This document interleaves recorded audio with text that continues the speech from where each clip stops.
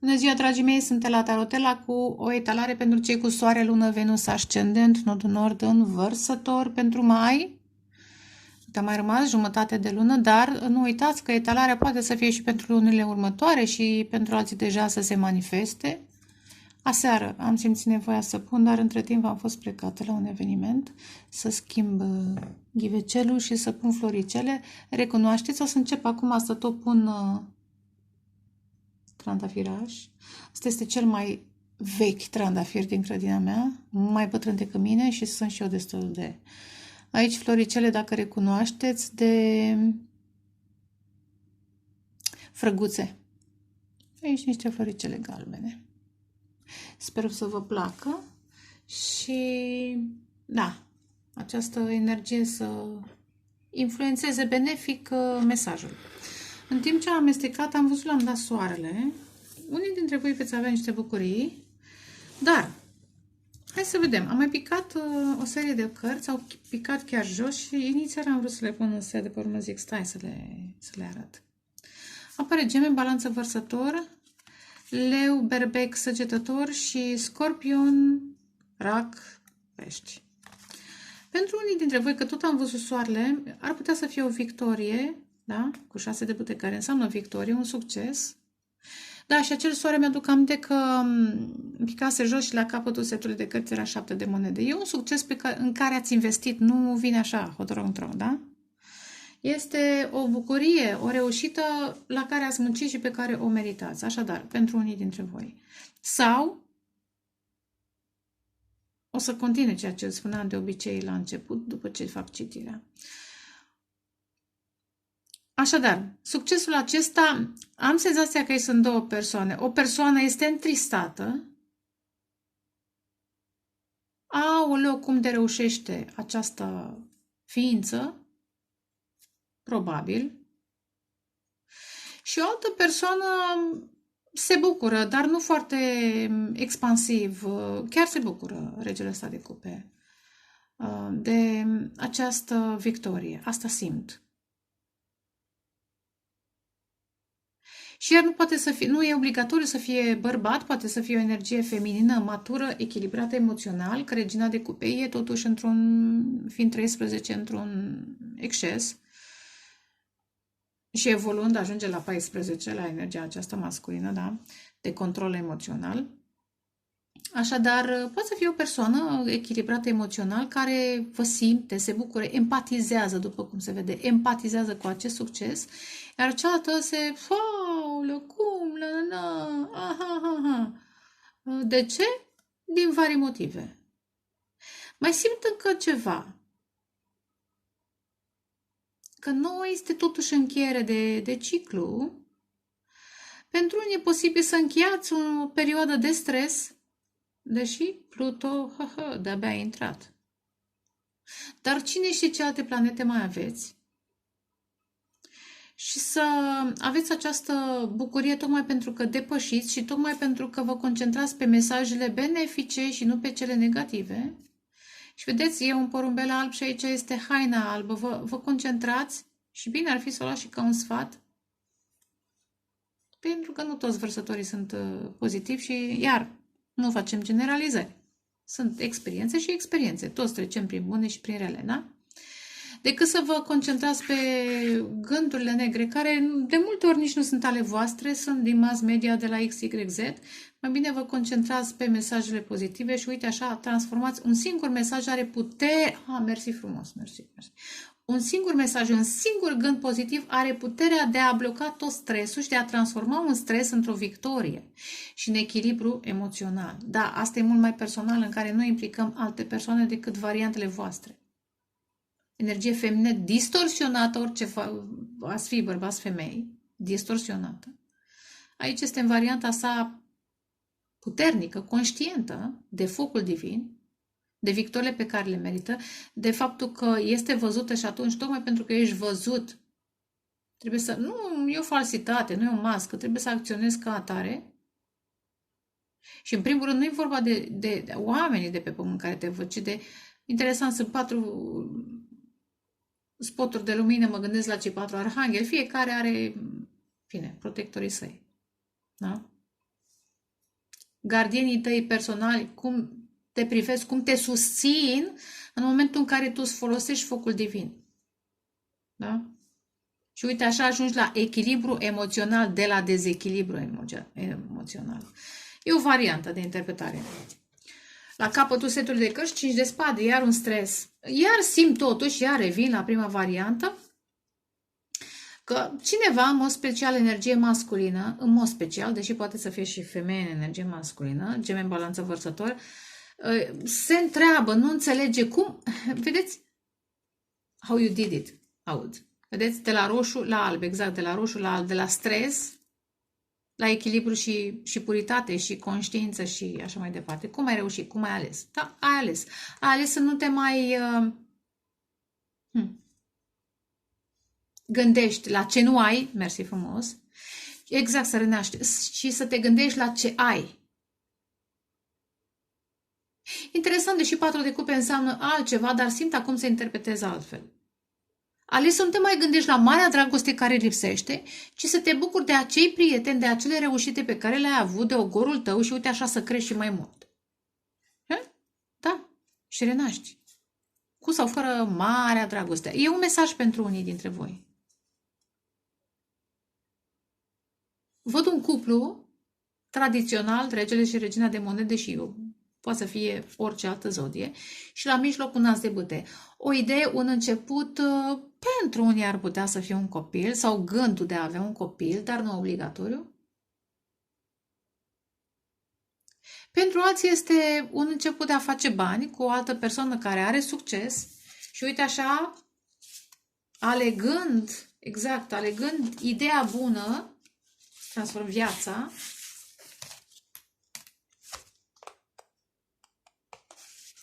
Așa, acum să spun ce...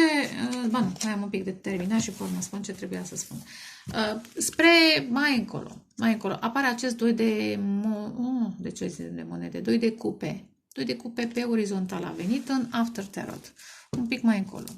6 de bâte, vedeți? Victorile. 7 de monede pe care l-am văzut. Cu cât ești în evidență, cu atât oamenii te apreciază mai mult, dar nu este o ieșire în aroganță sau în dorința de a te face musai văzut, ci de a te lăsa văzut. Da? Nu să te bagi în seamă, nu să calci pe alții în picioare, ci lasă-te văzut, pentru că vor veni oameni care te vor aprecia pentru ceea ce ești tu cu adevărat. Văd iar o colaborare de succes între cineva care poate are mai puțin și altă persoană care are mai mult, dar este un ajutor. Da, care va schimba viața cuiva. Asta simt. Ce interesant este că a venit 2 de cupe pe orizontal în acest set de cărți. Ar putea să fie o prietenie. 2 de cupe nu obligatoriu să fie sufletul pereche, dar o prietenie care simt că e provocată într-un fel sau altul. Că a venit pe orizontal, orizontal e un soi de barieră. Nu e nici pro, nici contra, e provocată. Posibil acel succes al cuiva, această schimbare de carieră aud sau de direcție, să provoace o prietenie. De ce colaborez cu X și nu cu mine? Nu mai e timp de mine, nu mai ai timp de cutare, de stat de vorbă, că ai alte proiecte. Sunt variante, da? Pentru unii ar putea chiar să fie un suflet pereche. O legătură de suflet destul de veche, care e provocată din multe motive. Așa simt să transmit. Acum, dragii mei, să nu uit. Trebuia să spun de la început și m-am luat cu vorba cu această preetalare. Când vorbesc despre voi, să nu uitați că pot să vorbesc despre o altă persoană ca în oglindă. Persoană din aura voastră. Prieteni, colegi, vecini. Nu neapărat prieteni, colegi, oameni cu care lucrează zilnic sau destul de des sau la care vă gândiți sau se gândesc ei la voi, rude, care pot să fie soție, copii, mai ales dacă sunt copii mai mari, veri și așa mai departe. foste, actuali, actuale și gândindu-se ori ei la voi, ori voi la ei, să apară în etalarea voastră. Nu uitați că deși este etalare pentru mai, am zis, pentru alții deja se întâmplă, pentru alții se vor întâmpla evenimentele mai încolo. Selectați, mai ales dacă simțiți că nu rezonați, înseamnă că este cineva din aura voastră. Nu uitați că nu e etalare doar pentru vărsători, ci și pentru cei care aveți planete în vărsători. Unii vor rezona, alții ba. Iar nu e etalare personală, este colectivă. Pentru alții poate să fie ca și personală, pentru alții doar anumite mesaje selectați. Așadar, hai să începem. Energia voastră în această perioadă. Vărsător.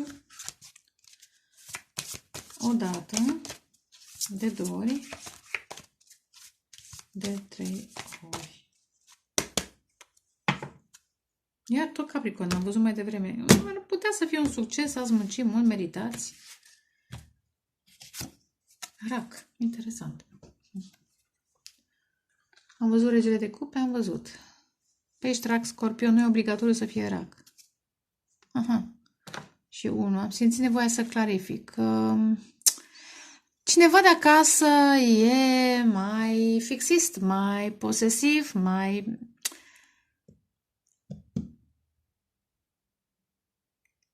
Nu se simte confortabil în momentul în care se schimbă lucrurile, pentru că urmează să se schimbe ceva cu acest berbec. Planetele din berbec, eventual, mai mult sau mai puțin, depinde ce ascendent aveți, sau noile planete, noile mișcări planetare, în fine. Se așează în harta voastră și se pregătește de un început, că tot am văzut asul de bâte între regele de monede și regina de monede. Da? Poate aveți Marte în rac pentru unii sau lună în berbec. Dacă e lună în berbec, vă anunț că e o perioadă mai grea pentru unii dintre voi, în funcție de ce mesaj va fi. Da. Dar am spus-o ca să știți. La capătul setului de cărți, uite, Fecioara, apă, Saturn. Eu simt că e muncă. Casa 6 a muncii. Saturn determinat să muncească și să ajungă la un succes. Și uneori, pentru că tot a apărut Capricornul, care e în opoziție cu racul, cei de acasă vor cam, iar ceva nou, mai ales vărsătorii au tendința asta de a, băi, nu pot să stau în energia asta, da? Prea mult, trebuie să schimb. În general, sunteți în energie, în relații bune cu energia berbecului, pentru că sunteți în sextil. Ceva urmează să se întâmple. Nu știu, musai dacă chiar acum îl las mai jos, da? Hai să vedem. Vărsător. Exact, ia uitați, vedeți cartea. 4 acasă. Persoanele celelalte de acasă sunt bine mersi în principiu, dar voi simțiți nevoia de altceva.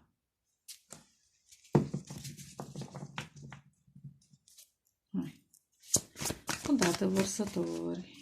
De 2 ori. De 3 ori. Ia uite, regele de cupe, pești, rac, scorpion.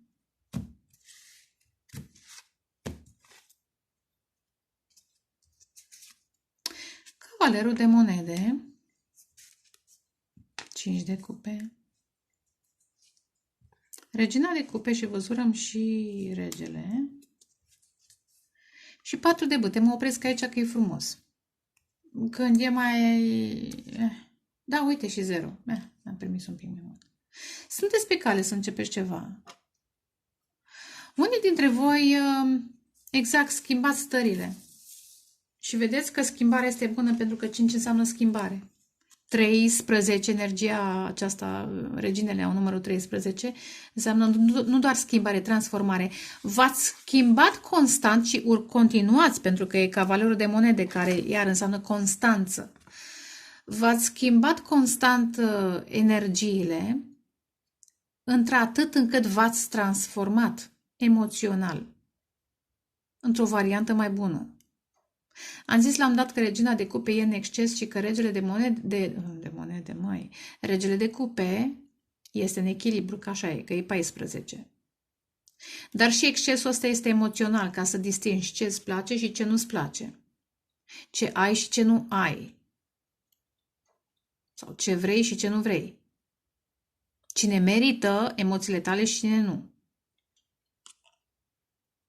Și iar ce simt în această carte, în mod special în această carte, da? Iar am văzut 4 de cupe mai devreme, acum apare 5. Simt pentru unii dintre voi o conexiune a voastră cu voi, cu varianta viitoare sau cea din trecut aici să fie energia din trecut și aici în prezent, sau cea din prezent și aceasta în viitor, o conexiune emoțională între voi și o altă, nu altă ego, o altă versiune a voastră, da? Și e normal. Posibil cu 5 de cupe să mai fie un soi de nostalgie, nu neapărat vă mai aduceți aminte cum erați și vă dați seama, măi, unde am ajuns? Pentru că după regina de cupe apare 4 de bâte, 0, da? Și apoi 1, berbecul. Apare bucurie cu prietenii, bucurie în casă, pentru unii. În momentul în care tu îți schimbi starea emoțională și lucrurile din jurul tău se schimbă.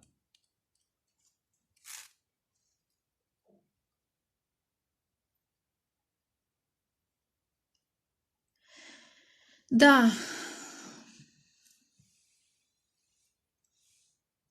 Cavalerul de monede. Cu răbdare mergeți către o transformare emoțională conștient. Interesant, unii poate vreți să faceți pași, asta simt. Poate aveți programul acela, aplicația aceea cu pași, da? Și în momentul în care mergeți zilnic, asta simt așa, a venit brusc energia aceasta, momentul în care, da, nu mai folosiți mașina, bicicleta, mergeți pe jos, vă schimbați starea emoțională, că 5 înseamnă schimbare, da? Repet, zilnic, constant.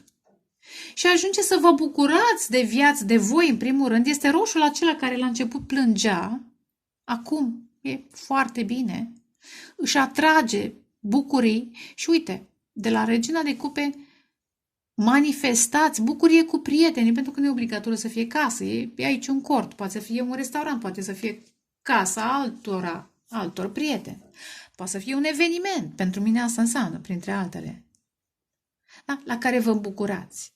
Și acest eveniment vă creează premisele, condițiile să începeți ceva nou. Și energetic, vă dă curaj, vă dă, da?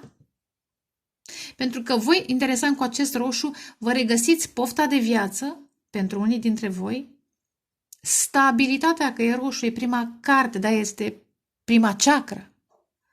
Stabilitate emoțională în acea prima chakra și apoi din acea stabilitate iese, cum era judecata mai devreme, da, ieșea ceva din voi, aici este un alt spirit, da, plin de încredere, da, roșu și galben. Și creați altceva, că tot am văzut soare, da? Ia uite. Apare puterea, mai devreme am văzut soarele. Iar, transformare, 4 de monede. Iar lăsați o comunitate sau un fel de a gândi. Pentru unii poate să fie o comunitate, un oraș, familia, ceva, care vă oferea confort la un moment dat și acceptați această transformare a voastră. Nu mă uit mai departe. Nu, e suficient. Regii de foc, geme în balanță. Geme în balanță, vărsător, împăratul.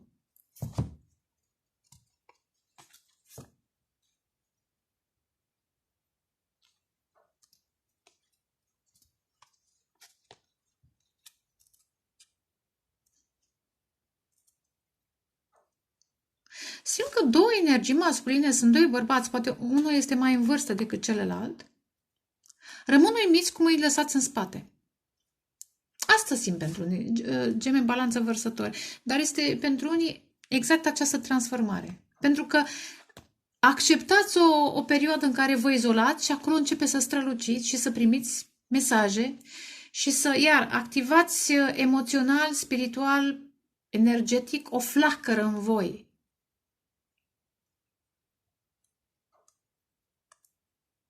Trei de bâte. Da.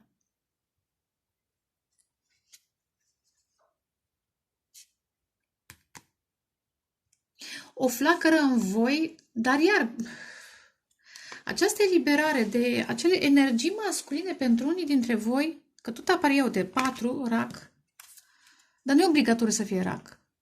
Berbec, taur, leu, săgetător, iar am văzut și rac, scorpion, e energie masculină. Sau 2, nu contează. Șefi, parteneri de viață, rude, colegi, foști, actuali. Acesta de obicei gelos și doritor să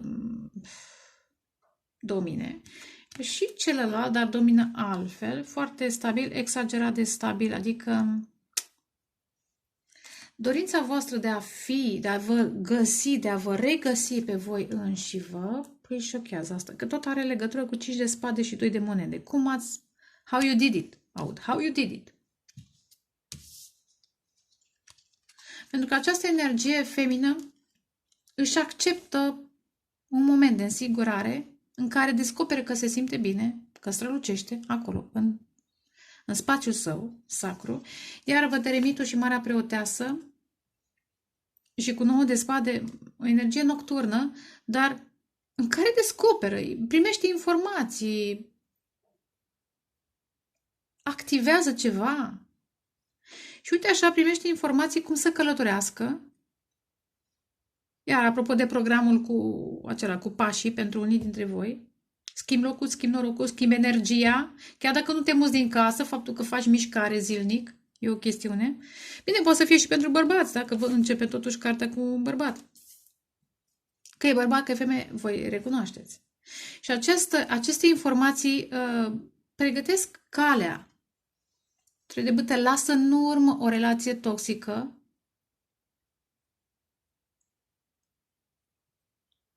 și plănuiește acest moment de bucurie să fie eventual mai des, pentru că văd, da? Să se repete. Interesant, da? Plănuiește renașterea. O vede deja, o vede.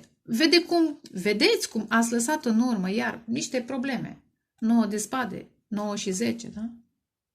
5 de monede, probleme financiare, însingurare, claustrofobie, coșmaruri, frica zilei de mâine, iar multe gânduri negative.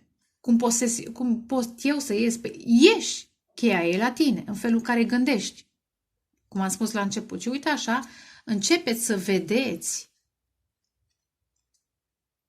cum se materializează, cum am zis mai devreme, o versiune a voastră. Deja simțiți acum în prezent că sunteți altfel decât erați și cum urmează să fiți. Anticipați un soi cu 3 de bâte, anticipați, asta simt.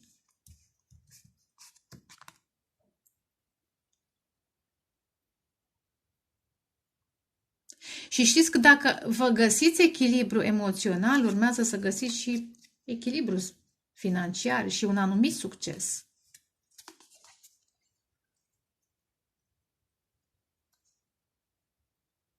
Pentru unii dintre voi sunteți chiar, asta simt,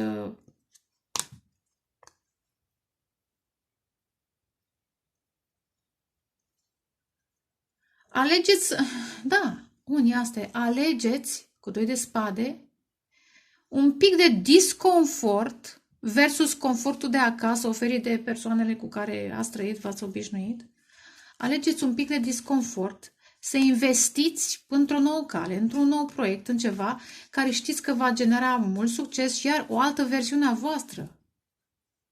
Apare împărăteasă ca și succes în acest proiect, în această investiție. Poate unii dintre voi investiți în proiecte care țin de copil și maternitate, da?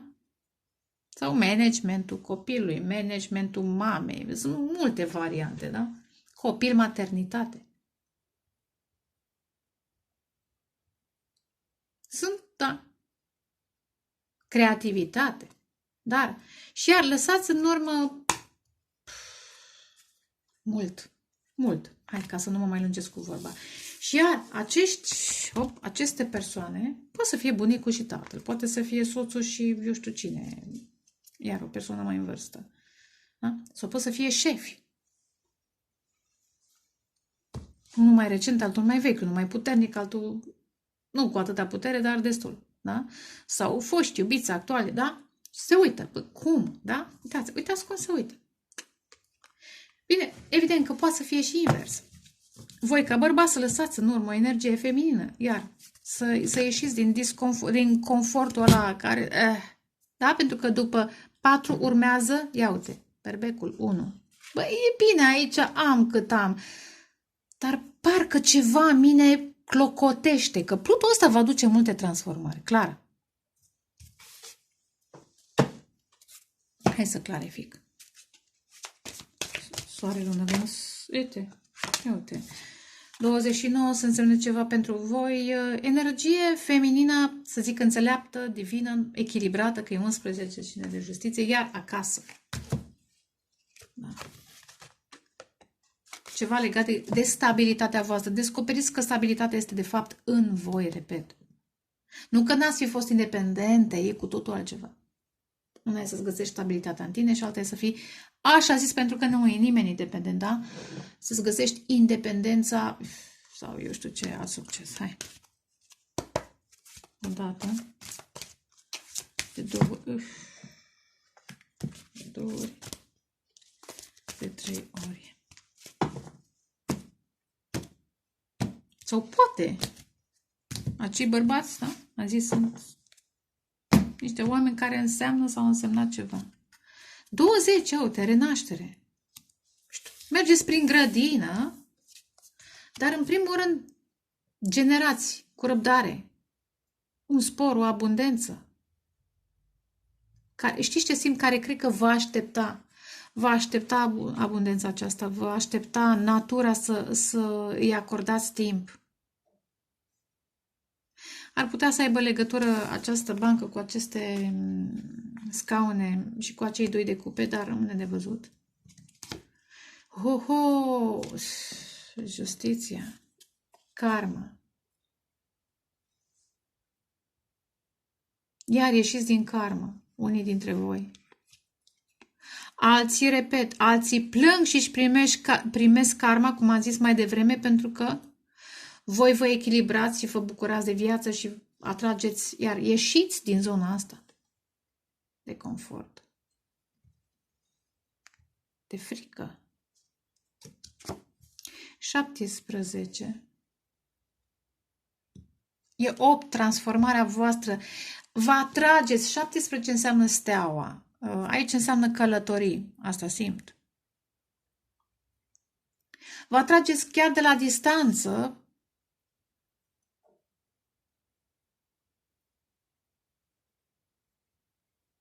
visurile care la un moment dat păreau departe. Cu alte cuvinte, învățați să manifestați. Pentru unii vă conectați la distanță cu niște prieteni, cu niște persoane cu care corespundeți. Da? Și începeți ceva, nu? Ia să vedem. Ia uite 16, care este steaua aici și acolo înseamnă, în tarot înseamnă turnul. Exact, vă atrageți visurile, oamenii cu care vă puteți împlini visurile.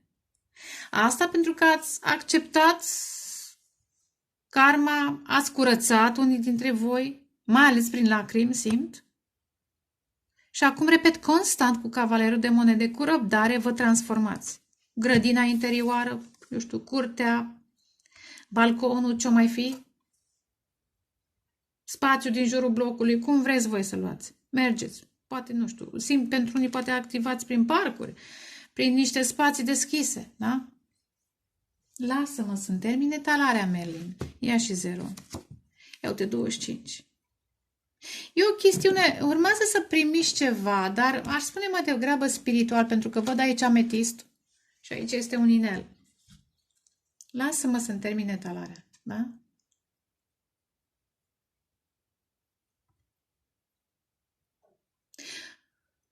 Interesant, poate unii urmează să vă cumpărați, simt așa să vă zic, o bijuterie cu ametist sau cu o piatră roșie care vă activează, da, mersi frumos, această nouă versiune sau vă aduce aminte, un legământ, mersi frumos, da, e un legământ cu noua voastră versiune sau cu viitoarea aia din ce în ce mai bună sau aceea în care, da, total diferită de cea care erați în copilărie. Lăsați în urmă iar un loc în care, da, era confortabil, dar nu vă reprezenta. Și iar poate să fie, acest lăsați în urmă să fie o chestiune emoțională și financiară pentru alții. Pentru alții ar putea, da. Dar acest, iar, lăsat în urmă, lasă-mă să-mi termine talarea. Merlin. Iar e prin atitudinea voastră față de prieteni, față de voi. Nu simt încă, deși doar cu 17 ar fi ceva legat și 3 de bâte de călătorie pentru unii, dar, repet, această eliberare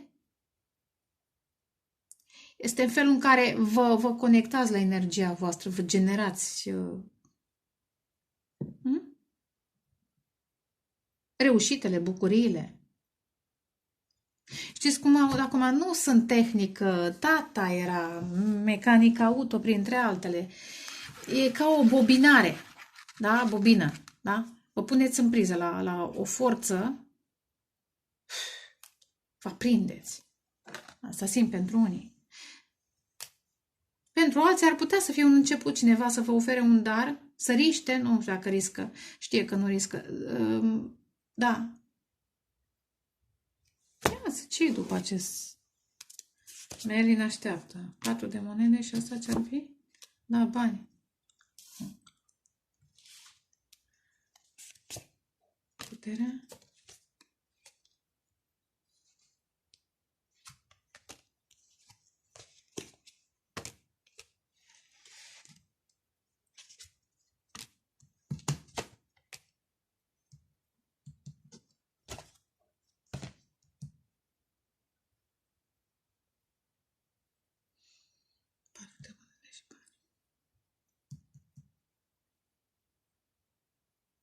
Da, văd totuși bucurie cu prietenii în continuare.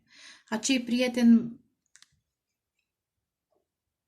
sunt o valoare mai mare decât valorile financiare pe care alții le promovează în viața voastră. Mai așteaptă un pic, iubito. S-a supărat, a plecat. Aia te vezi că dacă nu o bagi în seamă și pisicile sunt narcisice? Nu. E doar o alintată, Merlin. Da, hai să vedem. Odată. Opa, ia uite, 4 de bâte iară. Mai, ar putea să fie o nouă... Și-a picat și pe 0. Mai pentru unii ar putea să fie o casă. O nouă relație, posibil la distanță cu lumea, da? În care veți fi super fericiți. Ia uite, asul de cupe. 3 de cupe, evenimente. Ia uite, regele de cupe. Dacă sunteți doamne cu perechea voastră. Ia uite.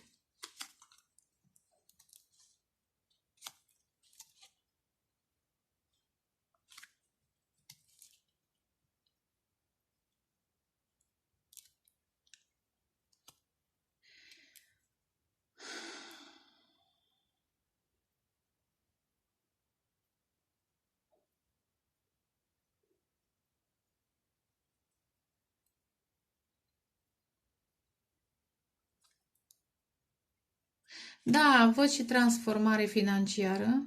Pe ce era asta? Dar, nu știu, pentru unii, poate unii dintre voi ați pierdut un copil, nu știu, ia. Uite, de monede. Ar putea să o fie o colaborare și banii pe care îi face să vă ajute, să vă cumpărați o nouă casă, să, da, intrați în alte parteneriate. Mai ai un pic de răbdare, iubito? Nu știu aplicația. O dată. De 2 ori. De 3 ori. Roata norocului. Clar, cu Pluto veți fi de nerecunoscut, dar hai să vedem. Se schimbă viața, norocul. Valetul de monede, l-am văzut mai devreme, da? Dați în urmă, că era cu...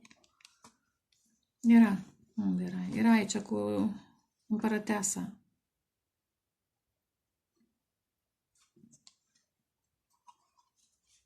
Da. Un proiect. Un parteneriat. Ia uite, 3 de bâte iar, pe 17, care ține totuși de călătorie. Posibil să vă conectați cu cât vă ridicați în vibrație și vă activați niște reușite, vă aliniați energetic cu persoane sau cu o persoană specială, da? Care vă caută, vă așteaptă. Ia uite, eremitul merge către stea. Steaua, să nu uităm că totuși este energia a vărsătorilor, dar nu a tuturor, evident. Ia uite. Cineva vrea să vă ajute, voi ajutați pe cineva, poate chiar faptul că vă implicați în acte de caritate, repet, atrageți relații. Da? Ia uite, faitonul mergeți mai departe, da? Către un succes, către independența voastră. Ia uite, către împăratul. Să nu uităm că era împărăteasa. Ia uite, la capătul setului de cărți, justiția, renașteți. Într-un alt contract, lăsați în urmă. E o minciună, stresul acesta, atacul acela care a fost mai devreme, 9 de spade, 10 de spade, e o minciună. Iar pentru unii, acel context simt să zic hiperreligios și hipertradițional, a fost o minciună. Renașteți într-un alt contract.